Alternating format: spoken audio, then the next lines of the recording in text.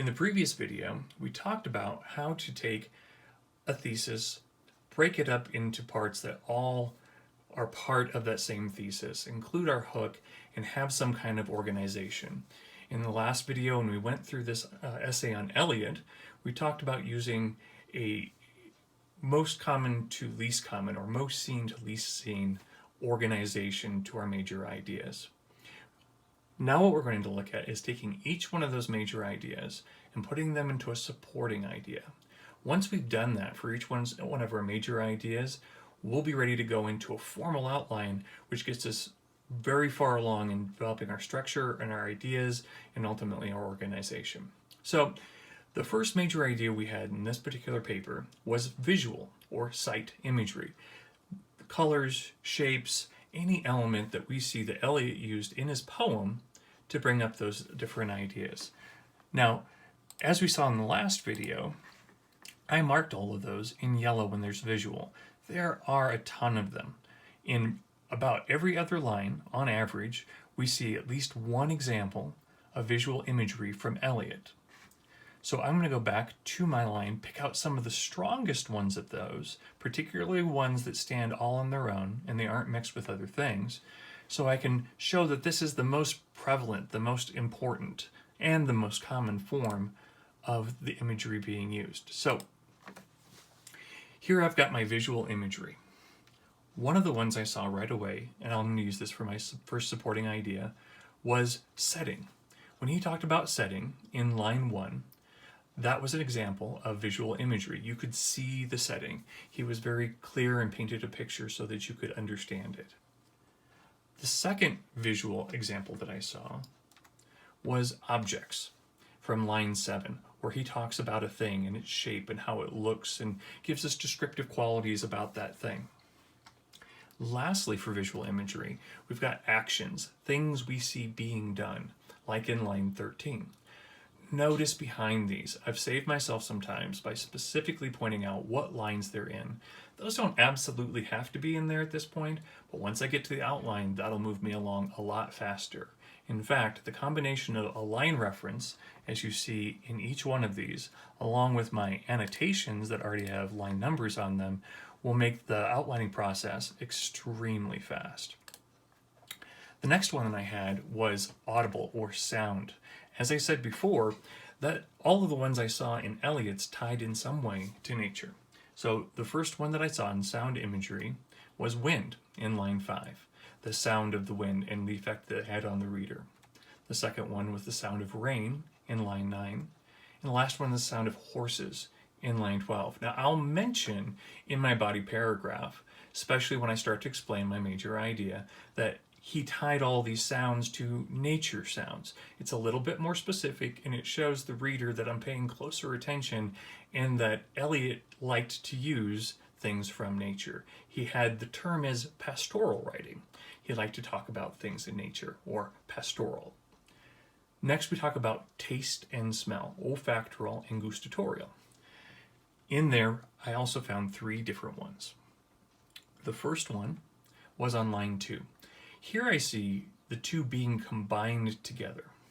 So if I go back, and this is the nice thing about having both of these ready, and I can look at line 2, notice how I marked the smell of steaks. There's a smell to it, and he talks about that specifically, so I marked that for olfactoral. But there's also the taste automatically. When you talk about the smell of a steak, you think about the taste of a steak. It's not stated directly, but it's definitely part of it. So I worked that into there as well to show that these are a combined form of imagery. So up here, I mentioned that it's combined, line 2. Control. In number 2, I've got olfactoral and gustatorial in parallel. Again, if I want to go back and see what I was talking about there, in line 4, I've got the burnt out ends of smoky days. I've got 2 different elements that both ties to the smell of smoke. Burnt out, smoky days. I've also noticed that he's continued to have that combined, and I would mention that in my essay, of the visual of burnt, the visual of days, and the smell of burning and smoke.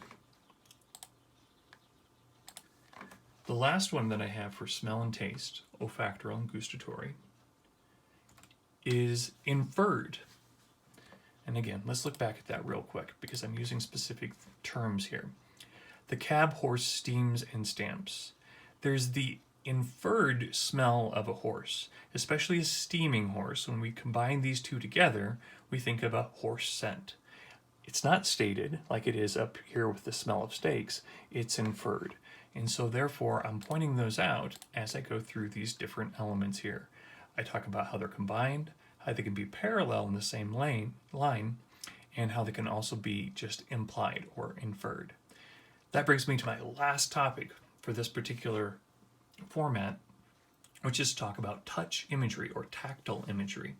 Another observation I made with this is that when he does these, they are usually connected to a sound or audible imagery as well. Notice how I'm tying one idea into another idea. So my first supporting idea for this was in line 5. Again, talking about the wind. Notice here how that ties in with up here in audible imagery. Now I've got a connection of ideas. Now later on, I might decide that these two should go next to each other. Perhaps I move audible imagery down next to tactile, since I'm talking about them both.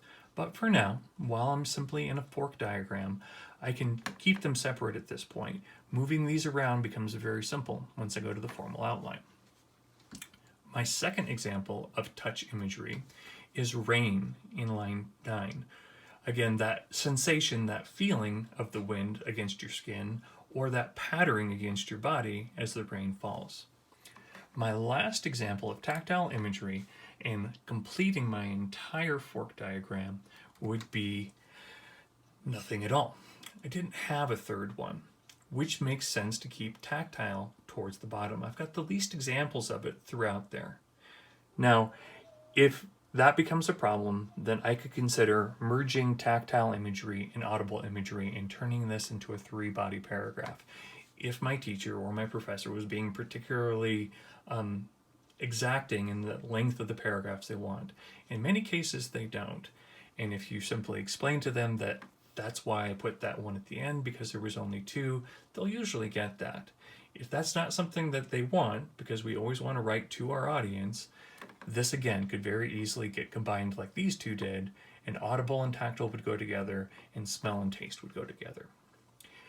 Once this is done, you're ready to go into your formal outline.